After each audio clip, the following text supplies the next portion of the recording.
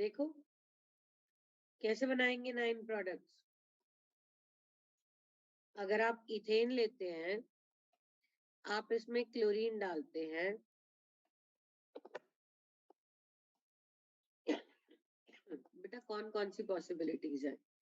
सारी पॉसिबिलिटीज है ना। या तो एक क्लोरीन रिप्लेस कर दे,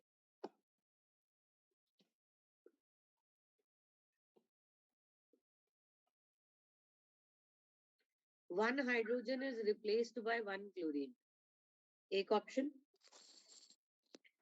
या फिर 2 क्लोरीन रिप्लेस हो जाए। जब 2 क्लोरीन रिप्लेस होती है तो 2 क्लोरीन के रिप्लेस होने में 2 ऑप्शंस है ना। यहाँ तो दोनों क्लोरीन सेम कार्बन की रिप्लेस हो जाए, यहाँ साथ साथ वाले कार्बन की, तो एक ये भी तो बन सकता है। या फिर 3 क्लोरीन रिप्लेस हो जाए बेटा। 3 रिप्लेस हुई तो या तो ऐसे हो सकता था, या फिर ये कि एक कार्बन की एक और दूसरे कार्बन की दूसरी। और कोई पॉसिबिलिटी भी है बेटा 3 क्लोरीन के रिप्लेस होने में? नहीं, नो मैम। No ma'am. अब 4 क्लोरीन रिप्लेस हो जाए। 4 में या तो ऐसे हो जाए एक एक कार्बन की और 3 एक कार्बन की, है ना। यस। या फिर 4 में ये भी तो हो सकता है कि 2 एक कार्बन की 2 एक कार्बन की। Yes yes ma'am. और कोई पॉसिबिलिटी है 4 का क्लोरीन नो रिप्लेस? मैम। नहीं। अब 5 क्लोरीन रिप्लेस हो जाए,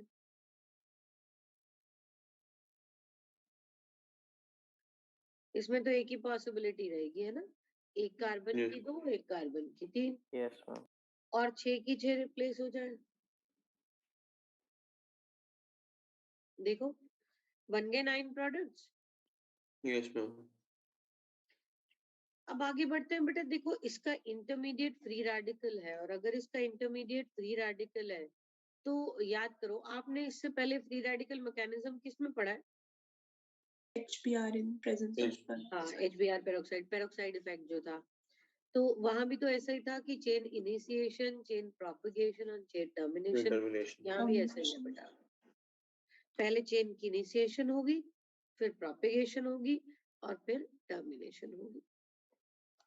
चेन इनिशिएशन में क्या होता है कि आपके पास कोई बेटा हेलोजन था, जैसे क्लोरीन था, इसकी होमोलिसिस होगी अंडर द गिवन कंडीशंस। आपको पता है कंडीशन आपने दी हुई है, वही H new, sunlight, UV light, peroxide, इस तरह से।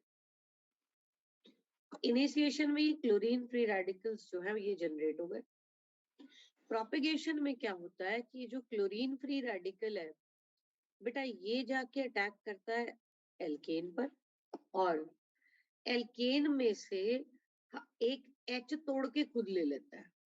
इसने एच ले लिया तो मिथाइल फ्री रेडिकल बच जाएगा। अगले स्टेप में क्या होता है, ये मिथाइल फ्री रेडिकल क्लोरीन के साथ रिएक्ट करता है और बनाता है उसको एक क्लोरीन मिल जाता है बेटा। Cl2 का एक क्लोरीन तो मिथाइल को लग गया, दूसरा बच गया। Chlorine free radical. तभी तो ये दोबारा अटैक करेगा ना बेटा, प्रोपेगेशन चेन की हो जाएगी। और देखो हमारा पहला प्रोडक्ट मिल चुका है, CH3Cl फर्स्ट प्रोडक्ट था, मिल गया। अब ये स्टेप्स आगे आगे फिर चलते रहेंगे। फिर से CH3Cl पे क्लोरीन फ्री रेडिकल अटैक करेगा, उसका H तोड़ के ले लेगा, CH2Cl फ्री रेडिकल बना और साथ में क्या बना जी, HCl। अब ये CH2Cl फ्री रेडिकल पर Cl2 अटैक करने के लिए गया, CH2Cl2 बना दिया और क्लोरीन रेडिकल। आइडिया है हर बार एक क्लोरीन रेडिकल डालो, HCl निकाल दो, अगली बार Cl2 डालो, Cl रेडिकल निकाल दो, प्रोडक्ट बनते चले जाएंगे। ये देखो ये दूसरा प्रोडक्ट बन गया।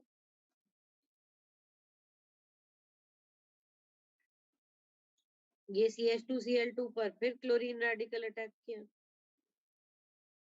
CHCl2 और HCl,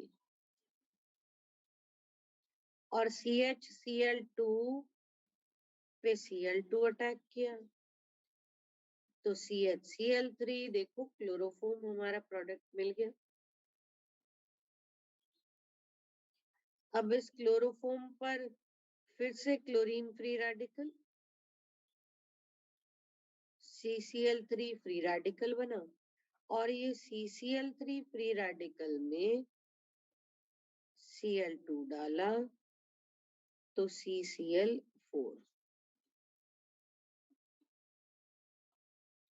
और ये क्लोरीन फ्री रेडिकल जो है वो यहाँ से सेपरेट हो गया। ये बेटा चेन प्रोपेगेशन थी कि चेन प्रोपेगेट कर रही है। अब है चेन टर्मिनेशन। देखो चेन टर्मिनेशन क्या होती है, जिसमें फ्री रेडिकल्स कंज्यूम हो जाए। तो फ्री Yes. रेडिकल कंज्यूम हो जाए, इसकी 3 प्रोबेबिलिटीज है, या तो क्लोरीन फ्री रेडिकल और क्लोरीन फ्री रेडिकल कंबाइन कर जाते और Cl2 बना जाते, और क्या पॉसिबिलिटी है, ये भी तो हो सकता है कि methyl free radical Methyl free इसके साथ कंबाइन करके इथेन, या फिर ये भी हो सकता था कि मिथाइल फ्री रेडिकल और क्लोरीन फ्री रेडिकल आपस में कंबाइन कर जाते, CH3Cl बन जाता। तो ये 3 आपके पास चेन टर्मिनेशन रिएक्शंस है। बाकी जब बड़े रेडिकल्स बन जाते हैं ना, जैसे CH2Cl, CHCl2, जितना बड़ा रेडिकल होता है फिर कंबाइन करने की टेंडेंसी कम हो जाती है उसकी। Okay. अच्छा, कंडीशंस फॉर हैलोजनेशन। बेटा हैलोजनेशन की जनरल कंडीशन तो लिखी दी है, बट स्पेसिफिक हो जाए थोड़ा तो 3 कंडीशंस है। अगर तो हमें डार्क में कराना है, अंधेरे में, तो 300 degree centigrade. 300 degree centigrade means high temperature. अगर पेरोक्साइड की प्रेजेंस में कराना है तो 100 डिग्री पे भी हो जाएगा, और एक टेट्रा इथाइल लेड की प्रेजेंस में हो जाता है। टेट्रा इथाइल लेड, ये देखो टेट्रा इथाइल लेड, ये 4 इथाइल ग्रुप लगे हैं लेड, इसकी प्रेजेंस में भी हो जाता है 150 डिग्री पर। तो 3 कंडीशंस है बेटा, कौन सी 3? या तो 300 डिग्री सेंटीग्रेड इन डार्क, या फिर 150 degree centigrade in presence of tetra ethyl lead.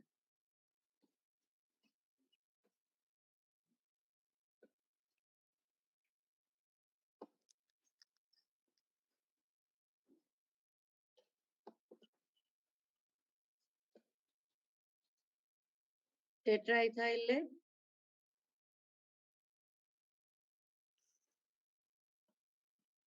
या फिर 100 degree centigrade in presence of पेरोक्साइड्स।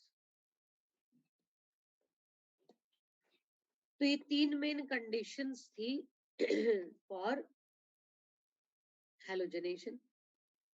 अच्छा, हैलोजनेशन में भी ना बेटा जैसे हमने इथेन वाले प्रोडक्ट बनाए, तो मैं वापस उस पर दिखाती हूँ, ये मोनो हैलोजनेशन है। मोनो हैलोजनेशन मतलब एक हाइड्रोजन की जगह एक हैलोजन।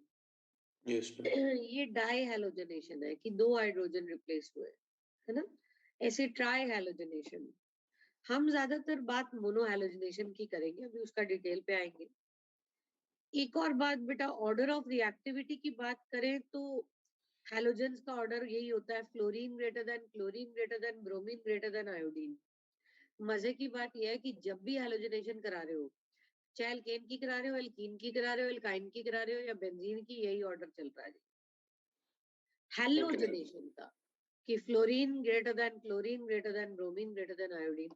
वैसे भी पी ब्लॉक पढ़ने के बाद आप ये समझते हैं कि फ्लोरीन काफी रिएक्टिव हैलोजन होता है, तो इसलिए उसकी रिएक्टिविटी जो है वो काफी ज्यादा है। बल्कि एल्केन पे तो जब फ्लोरिनेशन कराते हैं तो फ्लोरिनेशन एक्सोथर्मिक होती है, काफी वॉयलेंट रिएक्शन हो जाता है। इसीलिए प्योर फ्लोरीन के साथ रिएक्शन करवाती ही नहीं।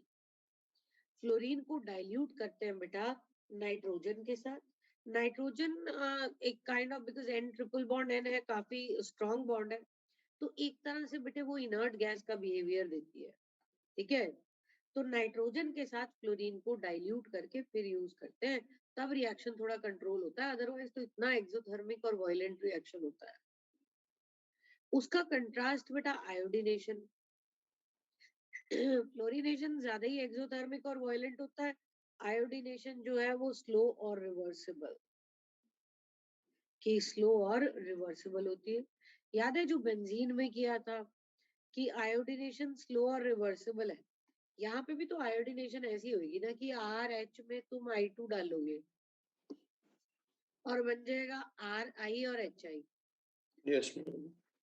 तो कौन से रिएजेंट डालने पड़ेंगे? HNO3, हाँ, HNO3, HIO3 या HGO, HGO. है ना? जो HI के साथ रिएक्ट कर जाए ताकि ये रिएक्शन फॉरवर्ड साइड में फेवर हो जाए। तो वही रिएक्शंस यहाँ भी है बेटा, नाइट्रिक एसिड वाला HI वाला वहां भी बताया था, तो यहाँ भी वही रिएक्शन है। अच्छा, अब वापस आती हूँ मोनोहैलोजनेशन पर। मोनोहैलोजनेशन मींस एक हाइड्रोजन एक हेलोजन से रिप्लेस हो जाए।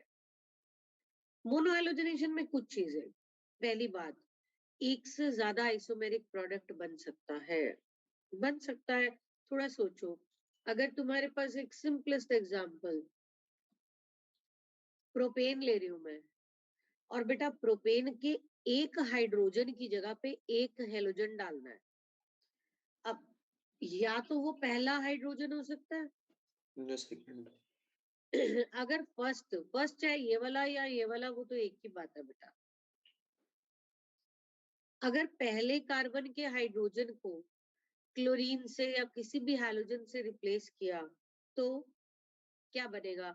1 क्लोरोप्रोपेन, है ना? Yes, और ma'am. अगर पहले की बजाय दूसरे वाले कार्बन का हाइड्रोजन ले लिया तो 2 क्लोरोप्रोपेन। तो Yes, कहते ma'am. हैं एक से ज्यादा आइसोमेरिक प्रोडक्ट बन सकते हैं, बिल्कुल बन सकते हैं जी, एक से ज्यादा आइसोमेरिक प्रोडक्ट। और ease of abstraction of hydrogen, कौन सा हाइड्रोजन कितनी आसानी से निकलेगा, वो डिपेंड करेगा कि उस हाइड्रोजन को निकालने से जो इंटरमीडिएट फ्री रेडिकल बनता है वो कितना स्टेबल है। तो फर्स्ट वाले कार्बन का हाइड्रोजन ज्यादा आसानी से निकलेगा या सेकंड वाले कार्बन का? Second वाले का. Second वाले का. क्यों? क्योंकि फर्स्ट वाले कार्बन से हाइड्रोजन निकालोगे तो कौन सा फ्री रेडिकल बनेगा? Primary. प्राइमरी, है ना? ये वाला ऐसा फ्री रेडिकल, और सेकंड वाले कार्बन से हाइड्रोजन निकालेंगे तो ऐसा फ्री रेडिकल बनेगा। ये प्राइमरी और ये सेकेंडरी, ज्यादा स्टेबल कौन? Secondary. Secondary. इसीलिए सेकंड वाला ये जो है ये आसानी से निकलेगा एज कंपेयर टू फर्स्ट। अच्छा, कुछ ऐसी भी एल्केन होती है ना जिसमें सिर्फ एक ही मोनोहैलोजनेटेड प्रोडक्ट मिलता है, जैसे अगर मैं इथेन की बात करूं बेटा, मोनोहैलोजनेशन मींस कोई एक हाइड्रोजन की जगह एक हैलोजन डालना है। तो यहाँ आप चाहे फर्स्ट कार्बन के हाइड्रोजन की जगह हैलोजन डालो या इधर से फर्स्ट, तो यहाँ से डालोगे तो 1 क्लोरोइथेन मिलेगा, यहाँ से डालोगे तब भी 1 क्लोरोइथेन ही मिलेगा, Yes, ma'am. है ना? इसलिए बेटा, तो जो ऐसी एल्केन होती है जिसमें एक ही मोनोहैलोजनेटेड प्रोडक्ट है, जैसे इथेन, जैसे मीथेन भी, या फिर cyclopropane is like this, it is CH2 CH2 CH2, कहीं मर्जी एक हाइड्रोजन की जगह एक हेलोजन डाल दो, एक ही बात है ना? Yes. ऐसे ही साइक्लोप्रोपेन लिख दिया है तो साइक्लोब्यूटेन, साइक्लोपेंटेन, साइक्लोहेक्सेन, जो मर्जी एलिसाइक्लिक रिंग ले लो, बस में कोई ब्रांचिंग वगैरह नहीं होनी चाहिए। बेटा म्यूट करिए आप अपने आप को, क्या कर रहे हो? तो मैं आपको ये समझा रही थी बेटा, उसमें कोई ब्रांचिंग नहीं होनी चाहिए, ठीक है? अगर ब्रांचिंग हुई तो अलग बात है, सिंपल अगर साइक्लोएल्केन है तो एक ही मोनोहैलोजनेटेड प्रोडक्ट मिलेगा। And what about neopentane? देखो एक ही मिले। नियोपेंटेन ऐसे होती है ना, यस मैम। टू डायमेंशनल तो बीच वाले कार्बन के पास तो कोई हाइड्रोजन ही नहीं, रिप्लेस क्या यस होगा? तो एक ही होएगा इसका भी मोनोहैलोजेनेटेड प्रोडक्ट। अब थोड़ा ऑप्टिकल एक्टिविटी की बात है। अगर ऐसा हो गया कि जब आप हाइड्रोजन की जगह पे हैलोजन डाल रहे हो तो एक नया कायरल सेंटर जनरेट हो रहा है। आप याद करो, अगर पेरेंट रिएक्टेंट में कोई कायरल सेंटर नहीं हो और प्रोडक्ट में एक नया कायरल सेंटर जनरेट हो रहा हो तो फिर रेसिमिक रेसिमिक मिक्सचर, मतलब उस कार्बन पे रेसिमाइजेशन होगी, उसके दोनों एनांटियोमर्स जनरेट होंगे, यस उसका R और S आइसोमर दोनों जनरेट हो जाएगा। ऐसा कहते हैं कि उस कार्बन पर रेसिमाइजेशन होगी। एक और बात, फ्री रेडिकल वाला जो कार्बन है, जैसे यहाँ हमने ये दो फ्री रेडिकल बनाए, ये वाला और ये वाला, तो फ्री रेडिकल वाले कार्बन की जनरली हाइब्रिडाइजेशन क्या होती है? sp2 sp2। ठीक है, sp2 में geometry planar triangle triangle planar. अगर हम मान लो कि पहले भी कायरल सेंटर था और अब भी वो कायरल सेंटर ही है, मतलब ये कि कायरल सेंटर वाला जो कार्बन है उस पर एक हाइड्रोजन लगा है और उस हाइड्रोजन को हमने हैलोजन से रिप्लेस करना है। तो हमने पहले कायरल सेंटर वाला हाइड्रोजन तोड़ा। अच्छा, जब वो कायरल कार्बन था, उसके 4 अलग अलग ग्रुप थे, तो उस कार्बन की हाइब्रिडाइजेशन क्या थी? sp3 sp3। हमने पहले उसका H तोड़ा, उसको sp2 हाइब्रिड कर दिया, टेट्राहेड्रल से उसको ट्राइगोनल प्लेनर कर दिया, उसके बाद उस पर हैलोजन का अटैक कराया। तो ऐसा बेटा आगे भी सब जगह होगा कि अगर पहले sp3 हाइब्रिडाइजेशन थी, फिर इंटरमीडिएट की हाइब्रिडाइजेशन sp2 है और फिर दोबारा sp3 होती है, तो जब भी वो sp2 से दोबारा sp3 होएगा तो फिर वही बात है ना, उसके दोनों आइसोमर्स ही जनरेट होंगे ना। तो प्लेनर फ्री रेडिकल था, उस पे क्लोरीन फ्री रेडिकल अटैक करने के लिए आया, तो chlorine free radical front side back side दोनों तरफ से अटैक कर सकता है। इसीलिए अगर ऑलरेडी जिस हाइड्रोजन को आप रिप्लेस कर रहे हैं, अगर वो हाइड्रोजन किसी कायरल सेंटर पर जुड़ा हुआ था, तो उस हाइड्रोजन की जगह जब आप हेलोजन लगाएंगे तब भी दोनों आइसोमर्स जनरेट होंगे या उस पर्टिकुलर कायरल सेंटर पर रेसिमाइजेशन होगी। यस मेरी बात समझ में आई? इसका मैं अभी एग्जांपल Yes, देती हूँ। पहले कुछ चीजें बेटा, order of reactivity, fluorine, chlorine, bromine, iodine. Fluorination exothermic है, विग्रस है, इसीलिए फ्लोरीन को डाइल्यूट करते हैं किसके साथ? नाइट्रोजन के साथ। ये 73 थी, ओके। नाइट्रोजन के साथ बेटा इसको डाइल्यूट कर देते हैं रिएक्शन से पहले ही। Iodination slow and reversible, yes it is slow and reversible. कैसे? वही कि आप एल्केन में I2 डालते हैं तो RI और HI मिलता है, इसीलिए it is carried out with reagents like HNO3, HiO3, HGO, which react with HI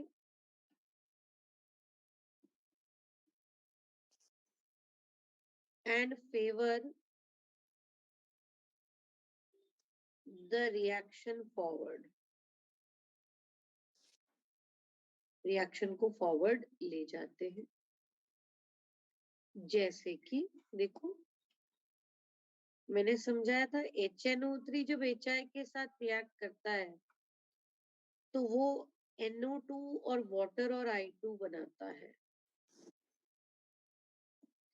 और यहाँ पर बेटा नाइट्रिक एसिड में ये +5 है, NO2 में ये +4 है, और ये आयोडीन -1 से 0, तो yes it is a redox reaction. HNO3 acting like oxidizing agent. HiO3 जब HI के साथ रिएक्ट करता है, HiO3 जब HI के साथ रिएक्ट करता है तो क्या बनता है? आयोडीन एंड वाटर, वाटर, है ना? यहाँ पर बेटे ये +5 है, ये -1 है, ये 0 है. मैंने समझाया था ना, ये डिस्प्रोपोर्शनेशन से ऑपोजिट रिएक्शन है, कॉम्प्रोपोर्शनेशन.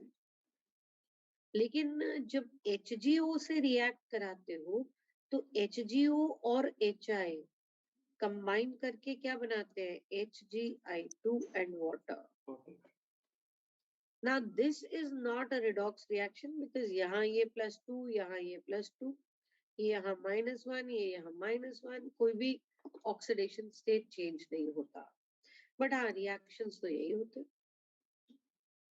और अभी जो मैंने आपको समझाया कि मोनोहैलोजनेशन जो है बेटे, मोनोहैलोजनेशन, substitution of one hydrogen of the alkane by the halogen.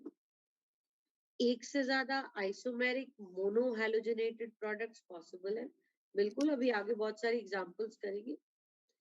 Ease of abstraction of hydrogen, कौन सा हाइड्रोजन कितनी आसानी से निकलता है?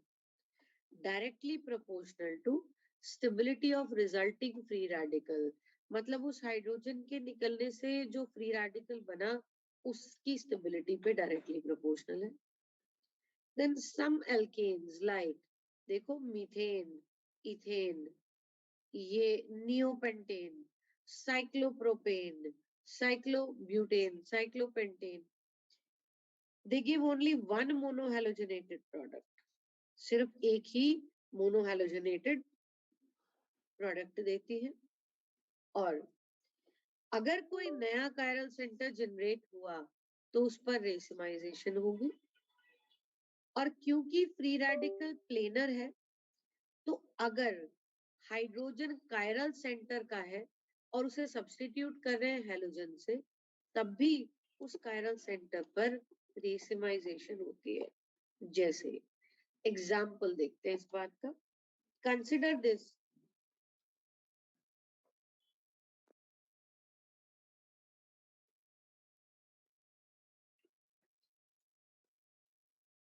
एल्केन है. क्या नाम है बेटा इसका? IUPAC नेम बताना. 3-methyl hexane. 3-methyl hexane. 3-methyl hexane. Chiral center है इसमें? Yes, ma'am. Yes, ma'am. Yes, ma'am. ये देखो, यहाँ कायरल सेंटर है ना. Yes, ma'am. Yes, अब ये ma'am. कायरल सेंटर पे या तो R कॉन्फ़िगरेशन होगी या S, है ना.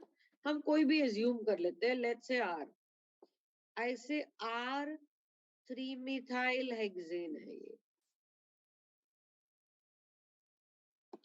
अब हमने क्या किया? हमने इसको क्लोरीन, देखो, मोनोहैलोजनेशन करानी है तो यहाँ ऐसे लिखा होना चाहिए कि क्लोरीन 1 मोल या 1 इक्विवेलेंट, साथ में HNO. तो वैसे तो सारी पॉसिबिलिटी थी, मैं कायरल सेंटर वाले हाइड्रोजन को रिप्लेस करा रही हूँ फिलहाल यहाँ पे. तो क्या होगा? तो आपके पास ये बनेगा CH3 CH2. कायरल सेंटर वाले हाइड्रोजन की जगह पर बेटे आ गई है क्लोरीन या ब्रोमीन. चलो, मैं क्लोरीन की बजाय ना यहाँ ब्रोमिनेशन कराती हूँ. उसका रीजन है, क्या फर्क पड़ता है, कोई भी हैलोजन हो सकता है. तो यहाँ ब्रोमीन लग जाएगी. इस पोजीशन पर ब्रोमीन लग गया, हाइड्रोजन की जगह ब्रोमीन. ये मेजर है या नहीं अभी मैं उसकी बात नहीं कर रही, वो बाद में बताऊंगी आपको. फिलहाल प्रोडक्ट तो यही बनेगा. अभी भी ये कायरल सेंटर है, isn't it? Still it is a chiral center. Yes, ma'am. लेकिन अब ये जो प्रोडक्ट मिला है बेटा, वो रेसिमिक मिक्सचर है. It's a racemic mixture. या हम ये कहें कि RS दोनों बनेंगे इसमें. अगर इस प्रोडक्ट का नाम पूछा जाए तो आप कहेंगे R, S भी, R भी बना है, S भी बना है. 3 ब्रोमो 3-methyl हेक्सेन। समझ में आई मेरी बात बेटा? Yes, ma'am. Yes, ma'am.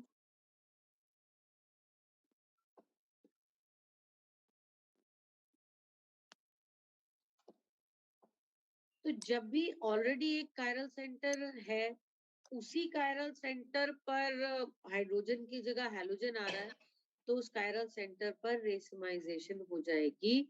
जो आपके पास हैलोजन वाला कायरल सेंटर होगा, उसके दोनों आइसोमर जनरेट होंगे। लेकिन एक और एग्जांपल देखो यहाँ पर, कंसिडर दिस। ये फिलहाल आर आइसोमर है, यहाँ लिख दिया कि ये आर आइसोमर है, और इस पर हम क्लोरीनेशन करा रहे हैं।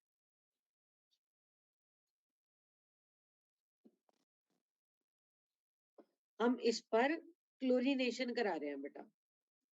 अगर हम इस पर क्लोरीनेशन करा रहे हैं तो प्रोडक्ट बनाते हैं। कौन कौन से प्रोडक्ट्स थी? फिलहाल एक प्रोडक्ट यहां से भी बन ही सकता है, यहां से भी बन सकता है, यहां से भी बन सकता है। मैं इस प्रोडक्ट की बात कर रही हूँ। सारे बन सकते हैं, मेजर माइनर की बातें तो हम बाद में करेंगे, लेकिन I am talking about this product.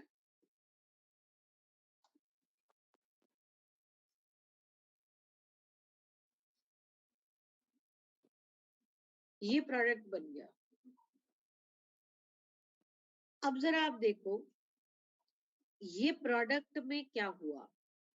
2 chiral centres आ गए। 2 कायरल सेंटर है, लेकिन इंटरेस्टिंग बात यह है कि जो तो पहला कायरल सेंटर था। अब एक बात याद करो, अगर कायरल सेंटर के फर्स्ट 4 बॉन्ड्स, कायरल सेंटर के 4 बॉन्ड में से रिएक्शन में कोई बॉन्ड नहीं टूटता, तो क्या होती है? Retention. इसका मतलब ये जो ये वाला कायरल सेंटर था, इस पे आर आइसोमर था, तो ये अभी भी आ रही है। Yes, ma'am. लेकिन एक नया कायरल सेंटर जनरेट हो गया। जब नया जनरेट हुआ है तो उसके आर और एस दोनों जनरेट हुए होंगे ना? Yes, ma'am. तो ये आर है, ये आर एस दोनों है। आपको पूछते हैं product mixture is what? Product mixture में 2 आइसोमर बने होंगे। एक आइसोमर जिसमें आर और आर कॉन्फ़िगरेशन है, और दूसरा जिसमें आर और एस कॉन्फ़िगरेशन है, क्योंकि एक कायरल सेंटर पे तो आर ही रहेगी ना। Yes, आप ma'am. समझ रहे हो मेरी बात? Yes, ma'am. अगर एक आर आर है और एक आर एस है, तो इट इज लाइक कि एक कायरल सेंटर पे कॉन्फ़िगरेशन सेम है और दूसरे कायरल सेंटर पे कॉन्फ़िगरेशन डिफर करती है। ये दोनों प्रोडक्ट्स आपस में क्या होंगे? एक दूसरे के।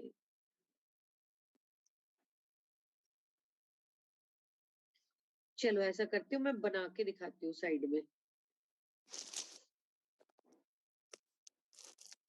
देखना जरा, एक कार्बन में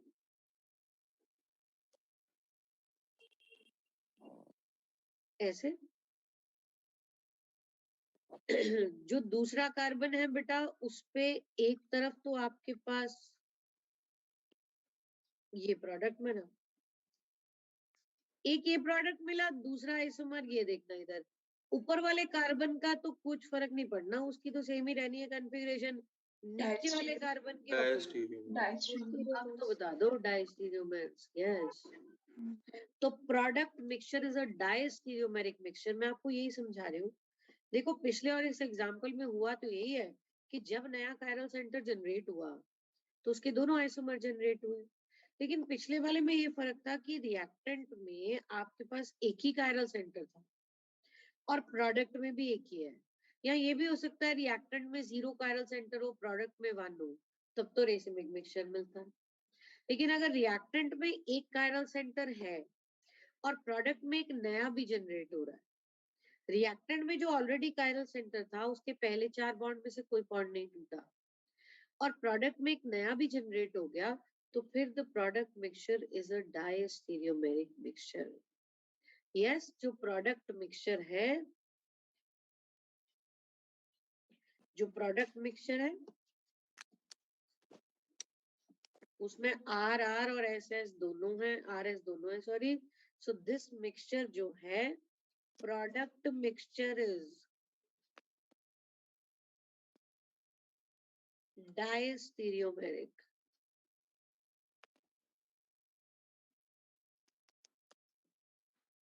तो यस, प्रोडक्ट मिक्सचर डायस्टीरियोमेरिक है.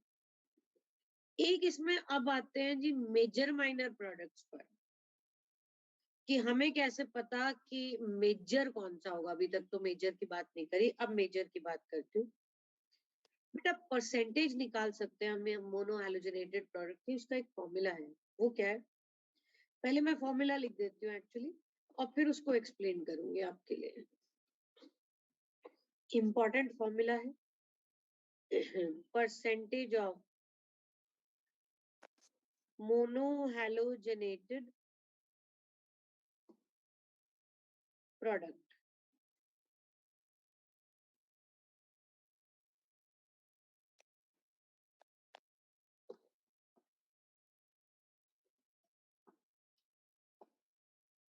Number of hydrogens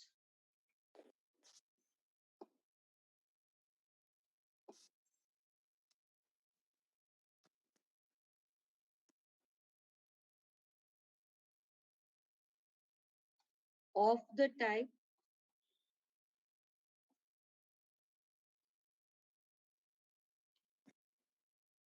substituted.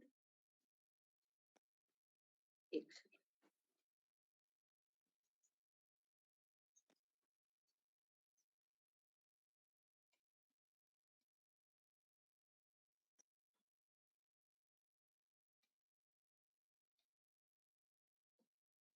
In the parent alkane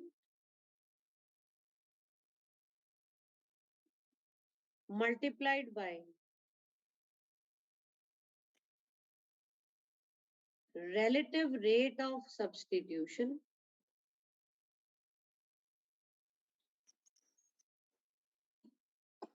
बेटा नीचे भी यही लिखना है, बस नीचे समेशन लगा देनी है. समेशन समझते हो ना, sum of all. Yes. Yes, ma'am. आप ये लिखो, फिर इसको एक्सप्लेन करती हूँ.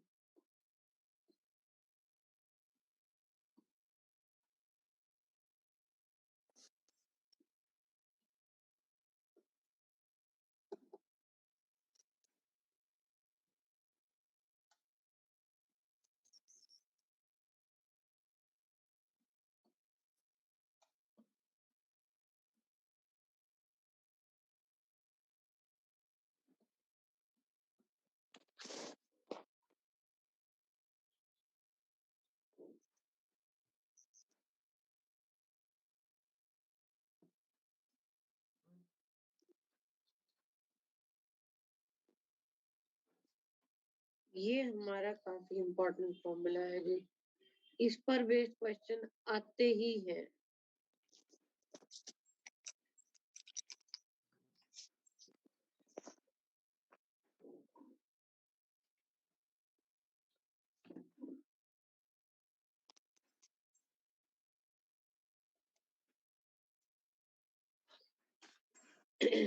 इसको एक्सप्लेन अभी करती हूँ. पहले एक बात, monochlorination, because we are going to talk separately कि मोनोक्लोरिनेशन में क्या होता है और मोनोब्रोमिनेशन में क्या. देखो फ्लोरिनेशन और आयोडीनेशन की बातें हम कर चुके. फ्लोरिनेशन बहुत विगरस होती है और आयोडीनेशन बहुत स्लो होती है, इसलिए मेन बात जो हमने करनी है वो करनी है मोनोक्लोरिनेशन और मोनोब्रोमिनेशन. मोनोक्लोरिनेशन में जो रिलेटिव रेट है, रिलेटिव एक दूसरे के रिस्पेक्ट में, रिलेटिव रेट ऑफ सब्स्टिट्यूशन. अच्छा आप एक बात बताओ, प्राइमरी वाला हाइड्रोजन आसानी से निकलेगा या सेकेंडरी या टर्शरी? Tertiary. Tertiary. तो टर्शरी, सेकेंडरी और प्राइमरी हाइड्रोजन्स के रिलेटिव रेट जो है दैट इज 5:3.8:1. मतलब सेकेंडरी के निकलने का चांस 5 टाइम्स ज्यादा है. 5 टाइम्स ज्यादा आसानी से निकलेगा, 5 टाइम्स ज्यादा तेजी से निकलेगा. सेकेंडरी वाला 3.8 टाइम्स और प्राइमरी वाला 1 टाइम। और यही चीज जब मोनोब्रोमिनेशन पर करनी है तो relative rate of substitution of primary, secondary, tertiary hydrogen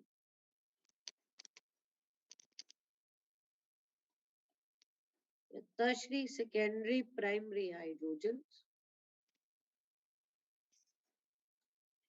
is 1600:82:1। Tertiary के निकलने का चांस 1600 टाइम्स है, सेकेंडरी वाला 82 और प्राइमरी वाला 1 टाइम। अच्छा, अब देखो इसमें जरा इस फॉर्मूला पर बेस्ड हम क्वेश्चन बनाते हैं कि हमें क्वेश्चन क्या आता है और ये फॉर्मूला क्या है, इसका मतलब क्या है, इसको यूज कैसे करना है। बेटे number of hydrogen of the type substituted, जिस हाइड्रोजन को आपने हैलोजन से सब्स्टिट्यूट किया है उस हाइड्रोजन की टाइप के कितने हाइड्रोजन अवेलेबल थे। हाँ जी अनमोल बोलिए। मैम क्लोरीन की रिएक्टिविटी ज्यादा होती है ना ब्रोमीन से, क्लोरीन की रिएक्टिविटी ज्यादा होती है, तो फिर मैम ये रिएक्शन का रेट ब्रोमीन पे इतना ज्यादा क्यों है? बिल्कुल बेटा, ब्रोमीन पे इतना ज्यादा इसलिए है क्योंकि ब्रोमीन वाला फ्री रेडिकल जो है कंपैरेटिवली आसानी से बन जाता है। बीआर बॉन्ड का टूटना सीएल बॉन्ड के टूटने से ज्यादा आसान होगा ना। Yes ma'am. लेकिन अटैक करने जब ब्रोमीन जाता है तो उसका अटैक एल्केन पे मुश्किल से होता है क्योंकि वही ब्रोमीन का साइज बड़ा है, वीक बॉन्ड बनेगा। कंपैरेटिवली क्लोरीन वाला रेडिकल ज्यादा आसानी से अटैक करता है। ठीक है ऐसा कहते हैं, मैं अभी उसकी बात करूंगी ही आगे, लिखना भी है कि bromination is bromine is less reactive but more selective, कि वो सिलेक्टिवली एक प्रोडक्ट बना देता है। अभी उस पे आना ही था मैंने, लेकिन वो बाद में आना था, अभी आपने मेरे से पहले वो शुरू करा दिया। पहले एग्जांपल देके फिर मैंने उसको डिस्कस करना था कि रिएक्टिविटी तो ब्रोमीन की कम होती है मगर सिलेक्टिविटी ज्यादा होती है। मैं इस पे आऊंगी वापस, लेकिन पहले आपको प्रोडक्ट बनाना सिखा देती हूँ। ओके। कमिंग बैक, अच्छा ये जो मैं आपको फॉर्मूला वो समझा रही थी, क्या कहता है ये फॉर्मूला? ये फॉर्मूला कहता है जिस हाइड्रोजन को आपने हैलोजन से सब्स्टिट्यूट किया है उस हाइड्रोजन की टाइप के, उस हाइड्रोजन की तरह के पेरेंट एल्केन में कितने हाइड्रोजन थे। जिसको आप हाइड्रोजन को हैलोजन से सब्स्टिट्यूट कर रहे हो उस हाइड्रोजन की टाइप के पेरेंट एल्केन में कितने हाइड्रोजन थे, वो number multiplied by the relative rate of substitution.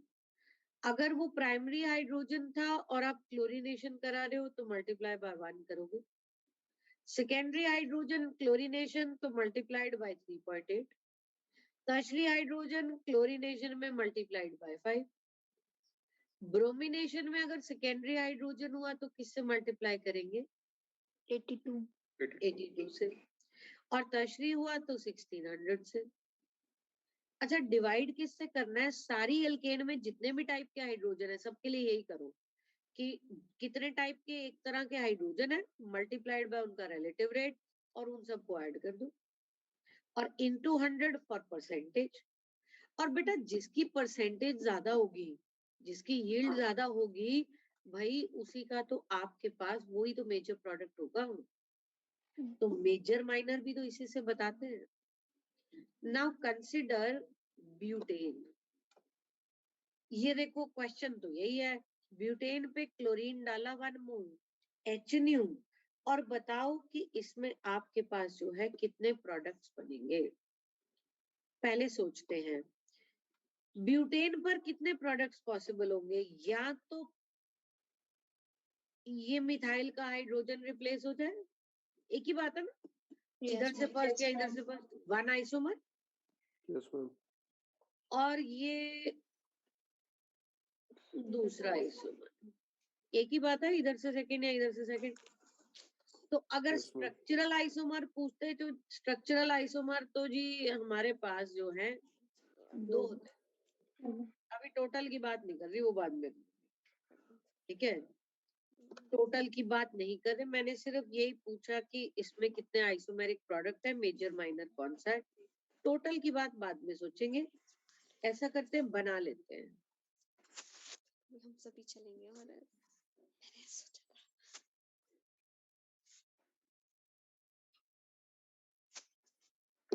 एक आइसोमर ये पॉसिबल होगा? मुझे याद है Yes, रिया ma'am. बेटा आप अपने आप को म्यूट कर लेंगे। एक ये है, तो स्ट्रक्चरली तो हाँ ये दो आइसोमर है। अब जरा इनकी परसेंटेजेस की बात करते हैं। अगर ऊपर वाले की परसेंटेज निकालनी है तो जब ऊपर वाला आपने बनाया है, यहाँ इस क्लोरीन को सब्स्टिट्यूट किया है, इस हाइड्रोजन को सब्स्टिट्यूट किया है ना, सेकंड वाले को। Yes, ma'am. इस हाइड्रोजन की तरह के इस एल्केन में कितने हाइड्रोजन है? 4. और 4. दो ये वाले, दो ये वाले, Yes, ma'am. तो नंबर ऑफ हाइड्रोजन 4 है। और ये कौन से हाइड्रोजन है? Primary, Second. Secondary, tertiary? Secondary. Secondary. Secondary. Secondary carbon को जुड़ा है ना बेटा, ये कार्बन आगे दो कार्बन को जुड़ा है, बीच में Yes. ये दो को जुड़ा है, तो ये सेकेंडरी कार्बन है, तो इसके हाइड्रोजन सेकेंडरी हाइड्रोजन है। और सेकेंडरी के लिए क्लोरीनेशन में रिलेटिव रेट क्या था बेटा? 3.8. 3.8। तो ये 4 into 3.8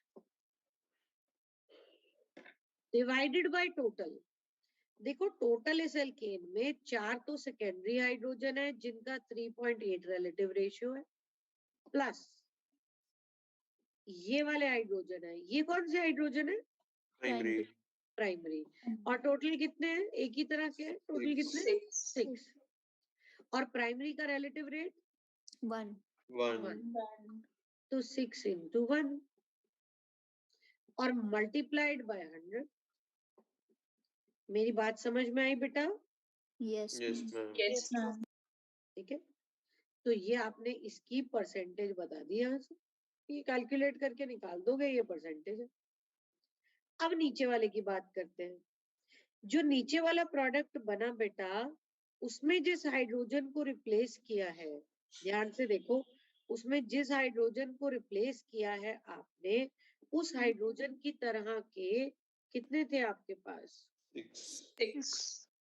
6 है ना। 6 कैसे निकाला आपने बेटा? 6 आपने ये देखो 3 और 3, ये 6 है। और ये primary, secondary, tertiary? Primary. Primary. तो 6 प्राइमरी, रिलेटिव रेट 1। अच्छा, सोचने वाली बात ये है, डिनोमिनेटर तो सेम ही रहेगा क्योंकि पेरेंट एल्केन तो सेम ही है ना। Yes, ma'am. तो 4 into 3.8 plus 6 into 1 into 100 for percentage। ठीक है, अब अगर तो ठीक है, क्वेश्चन आपको परसेंटेज निकालने को कहता है तो निकालो परसेंटेज। लेकिन अगर क्वेश्चन सिर्फ यही पूछ रहा है मेजर कौन माइनर कौन, तो क्या जरूरत है परसेंटेज की? एक बात बताओ, दोनों का डिनोमिनेटर सेम है। Yes, ma'am. यस मैम तो अगर ये पता करना है कौन सा ज्यादा है, तो सिर्फ न्यूमरेटर से काम चल जाएगा ना।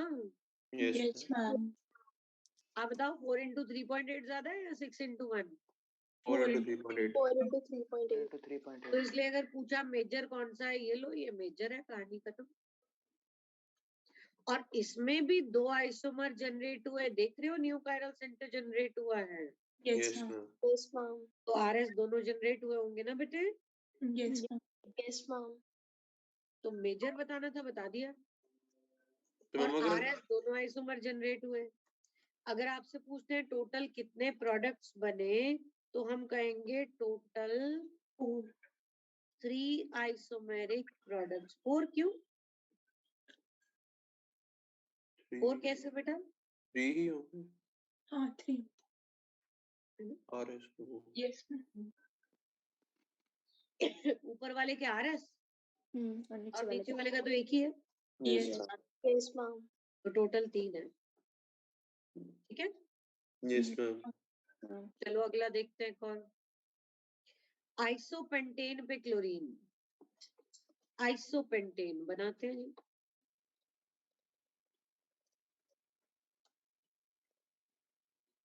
To methyl butane. 2-मिथाइल ब्यूटेन। अब सोचो इसमें स्ट्रक्चरली कितने आइसोमर्स पॉसिबल होंगे। स्ट्रक्चरल कायरल सेंटर तो बाद में सोचेंगे। 3 कितने पॉसिबल होंगे? 3 3 3 4 लेट्स सी। स्ट्रक्चरल में 4 अगर हमने यहाँ लगाया या यहाँ लगाया एक ही बात है ना। Yes ma'am. yes yes ma'am ma'am one isomer बना के भी दिखाऊंगी अभी। Yes ma'am. इस हाइड्रोजन की जगह क्लोरीन अलग। दूसरा आइसोमर। तीसरा ये CH2 वाले को रिप्लेस करके। फोर्थ और ये वाला CH3 इस वाले CH3 से अलग है। अलग ma'am. क्यों है मैं अभी आपको प्रोडक्ट बना के दिखा देती हूँ। तो स्ट्रक्चरल 4 पॉसिबिलिटीज है, लेट्स ड्रॉ देम। या तो CH2Cl CH3 CH2CH3, this is one. दूसरा है CH3, ये सेकंड वाला रिप्लेस हो गया।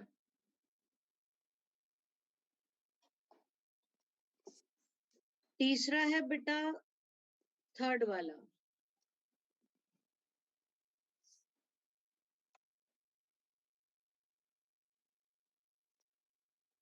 और चौथा ये फोर्थ वाला।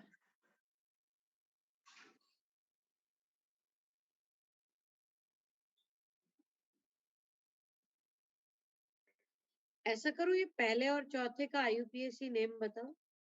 फर्स्ट वाले का IUPAC नेम 1-chloro 2-मिथाइल ब्यूटेन। और इसकी नंबरिंग इधर से शुरू होगी तो इसका IUPAC name 1-chloro-3-methyl butane. 1-chloro 3-methyl methyl butane. अलग ही तो है। yes यस देखो मैम। हमें कैसे पता चलता है ये सेम टाइप के है भी जिनको रिप्लेस करने से सेम प्रोडक्ट मिले। क्योंकि इसको और इसको मैंने सेम टाइप में रखा, मैं इधर साइड में बना देती हूँ। अगर आप बेटा इसकी बजाय इसको रिप्लेस करते तो आपके पास ये प्रोडक्ट मिलता।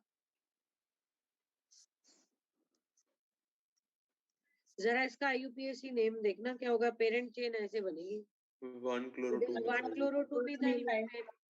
तो जब हम कहते हैं ना ये सेम टाइप के है, इसका मतलब जिनको रिप्लेस करने से सेम प्रोडक्ट मिले तो वो सेम टाइप के हैं।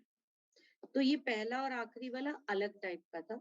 Structural isomer 4। अब जरा सिर्फ मेजर माइनर ही चाहिए बेटे। अगर सिर्फ मेजर माइनर ही चाहिए ना, मैंने परसेंटेज नहीं निकालनी। निकालने सकते हैं, जब पूछेंगे तो निकालेंगे, अदरवाइज क्यों निकालें। अदरवाइज थोड़ा शॉर्टकट लेते हैं। अब ये 6 प्राइमरी हाइड्रोजन थे। Yes ma'am. yes ma'am और प्राइमरी का रिलेटिव रेशियो 6:1। बेटा ये एक टर्शरी था। टर्शरी का रिलेटिव रेशियो 1:5। 5 5। ये 2 सेकेंडरी थे। सेकेंडरी का रिलेटिव रेशियो 2:3.8। ये 3 प्राइमरी थे और प्राइमरी का रिलेटिव रेशियो 3:1। अब इस सारे में से सोचो 6:1 ज्यादा है कि 1:5 कि 2:3.8। 2:3.8। बस जो 2:3.8 वाला है वो मैक्सिमम है।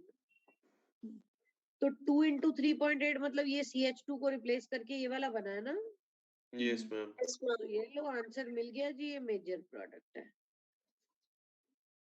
और वो ये भी पूछ रहे कितने मोनोक्लोरिनेटेड प्रोडक्ट पॉसिबल है। जब हाउ मेनी लिखेंगे तो फिर आपको स्टीरियो भी बताने पड़ेंगे। 7। या तो वो लिख दे क्वेश्चन की सिर्फ स्ट्रक्चरल बताने हैं, तब तो आप सिर्फ स्ट्रक्चरल बताओगे, नहीं तो स्टीरियो भी बताओगे। अच्छा पहले वाले में कोई कायरल सेंटर है? Yes ma'am. Yes ma'am. ये देखो ये एक कायरल सेंटर है तो इसके 2 आइसोमर बनेंगे, फिर एक R एक S। Yes ma'am. yes ma'am दूसरे वाले में कोई कायरल सेंटर है? No no ma'am ma'am. तीसरे वाले में यस मैम। yes ma'am एक है तो इसके R और S दोनों बनेंगे। और चौथे वाले में यस यस ma'am है कोई No. Chiral center? No ma'am. नहीं है। नहीं है। तो अगर आपको पूछा था टोटल कितने आइसोमेरिक प्रोडक्ट मिलेंगे, तो 6 आप कहेंगे यहाँ पर कि स्ट्रक्चरल आइसोमर्स प्रोडक्ट्स, क्योंकि अगर सिर्फ स्ट्रक्चरल ही पूछे हैं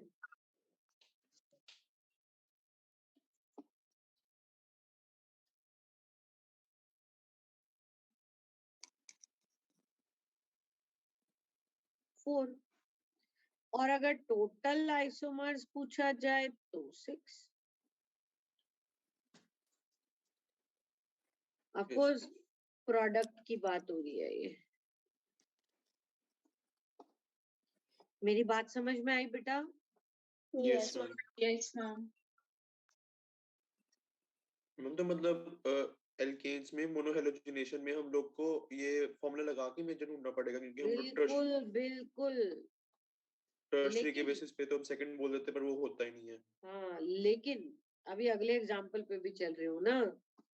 अगर तो क्लोरीनेशन है तो फॉर्मूला लगाना ही पड़ेगा, पर ब्रोमिनेशन लेकिन ब्रोमिनेशन में क्या जरूरत है?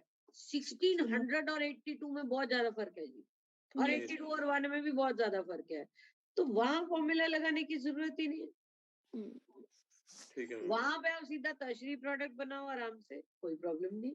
ये देखो, अगर आपके पास क्लोरीनेशन है तो कितने आइसोमेरिक, जैसे अभी ये पहले सेकंड वाला कर देती हूँ, ये ब्रोमिनेशन वाला है। हम्म, तो ब्रोमिनेशन में आपको बस ऐसे पूछा है, तो इन जनरल तो आप मेजर प्रोडक्ट ही बताओगे ना। yes Yeah. Ma'am. Yes, ma'am. तो इसको ठीक से बनाओ, ये CH2, ये ऐसे होगा ना, इस पर भी एक मिथाइल है, ठीक है। कौन कौन से पॉसिबिलिटी थी? देखो, इस कार्बन के पास तो कोई हाइड्रोजन ही नहीं है ना, yes मैम। Yes, ma'am. तो यहाँ तो रिप्लेसमेंट हो ही नहीं सकती। हम्म, अगर यहाँ से रिप्लेसमेंट हुई तो प्राइमरी फ्री रेडिकल बनेगा, ये और ये एक ही बात है। yes ma'am. That is one. चलो पॉसिबिलिटीज भी बताती हूँ। एक पॉसिबिलिटी ये थी, यहाँ से रिप्लेसमेंट होगी तो अलग बात है, ठीक है, yes और मैम। ऊपर वाले से रिप्लेसमेंट होगी तो अलग बात है। वैसे भी यहाँ से रिप्लेसमेंट होगी तो ये सेकेंडरी फ्री रेडिकल बनेगा, यहाँ से रिप्लेसमेंट होगी तो टर्शरी टर्शरी बनेगा ना। टर्शरी और एक प्रोडक्ट जो है आपके पास ये पॉसिबल है, ये CH3 वाला। Yes, ma'am. इसमें से टर्शरी तो बस यही वाला है ना, Yes, Yes, ma'am. ma'am. yes ma'am. Yes, ma'am. Major product तो मिल ही गया, हमने कुछ करना थोड़ी है। ये लो, आपको मेजर प्रोडक्ट पूछा है तो मेजर प्रोडक्ट तो ये है। हाँ, सारे बनाने बना सकते, बट मेजर प्रोडक्ट यही है। समझ में आई मेरी बात? Yes, ma'am ma'am. Yes, ma'am. हाँ जी बेटा। मैम ये जो रेड कलर से सर्कल आपने की है 2 CH3, मैम अगर इनके हाइड्रोजन के हम लोग रिप्लेसमेंट का फॉर्मूला लगाते तो जो हाइड्रोजन ऊपर काउंट करते हैं वो 6 करते कि 9 करते? 6 बेटा, 6 ही करेंगे ना, क्योंकि वो उस टाइप की 6 हैं। उस टाइप की तो 6, आइसोपेंटेन में भी तो हमने 6 ही करी है ना बेटा। इनको ठीक है 6 into 1 लिखा है, ये 3 तो अलग है, अलग, ठीक है मैम। ठीक है। Yes ma'am. ये लो, इधर आ ही रहा है ऐसा एग्जाम्पल। अब इसमें क्लोरीनेशन करानी है तो फॉर्मूला पूरा लगाना पड़ेगा। फॉर्मूला पूरा लगाना पड़ेगा तो जरा पहले इसको ठीक से लिख लेते हैं। CH2 CH3, क्या क्या ऑप्शंस है? अब CH2 ये वाला है, ये वाला, ये तो एक ही बात है, वन ऑप्शन। दूसरी ऑप्शन ये CH3, और तीसरी ऑप्शन ये CH3 वाला, ये। तो इसमें आपके पास क्या क्या पॉसिबिलिटीज हैं? अगर पहले वाले को रिप्लेस करोगे तो ऐसा प्रोडक्ट मिलेगा, एक ऑप्शन। यस दूसरे वाले को रिप्लेस करेंगे तो ये प्रोडक्ट। तीसरे वाले को रिप्लेस करेंगे तो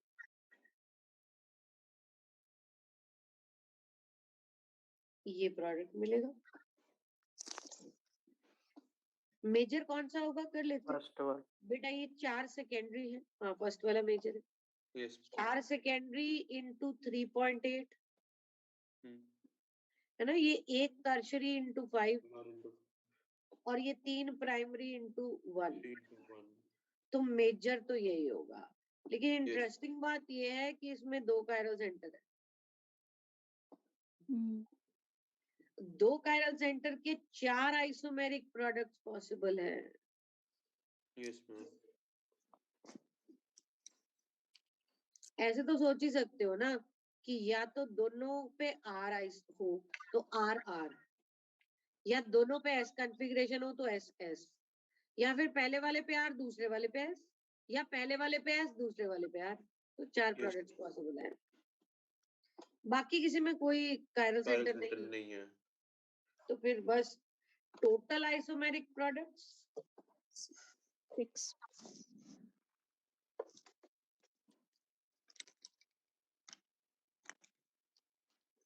दे आर 6। और अब वो वाली बात बेटा कि bromination is less reactive but more selective. No doubt कि ब्रोमीन की रिएक्टिविटी तो कम है लेकिन सिलेक्टिविटी ज्यादा है ना, मतलब ये है कि जैसे इसमें ये मेजर प्रोडक्ट बना तो इस मेजर प्रोडक्ट की परसेंटेज जो है वो 80-90% है, जबकि क्लोरीनेशन में जो मेजर प्रोडक्ट होता है तो उसकी परसेंटेज जो है दैट इज नॉट 80-90%, वो 50-60% तक ही पहुंचती है। मेरी बात समझ में आई बेटा? yes Yes, ma'am ma'am. Yes, ma'am. ठीक है, तो बेसिकली आइडिया ये है कि ब्रोमिनेशन इज लेस रिएक्टिव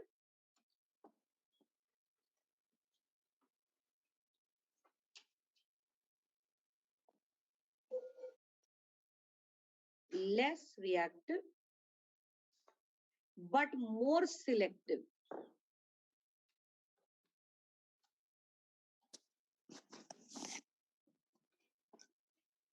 ठीक है बेटा? yes ma'am Yes, ma'am.